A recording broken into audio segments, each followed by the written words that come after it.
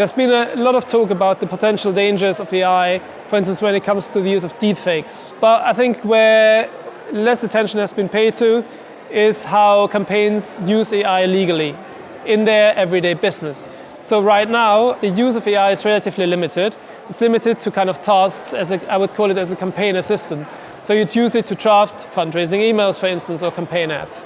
But in the near future, you'd have, for instance, AI train canvases. That's actually already happening now at a small scale.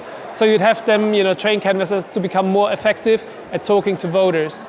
As a next step, what is possible, technically already, is that artificial intelligence could talk to voters in order to mobilize them or to persuade them to vote for a specific party. So you would have a chatbot, in a peer-to-peer messaging app like WhatsApp, making conversations with a voter and responding quasi-organically to the questions and to the kind of concerns that voters would bring up.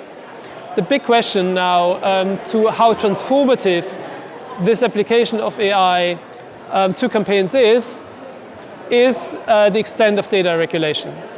And the regulation particularly as it pertains to personal data. And that differs widely across countries and across continents. For instance, in the UK, but also in the European Union, we have a form of the GDPR applying, meaning that it is relatively difficult for campaigns to obtain personal data and to pass this data on. Which then means that even if they can develop relatively effective chatbots that are effective at persuading voters, the scale at which they can contact voters is relatively limited.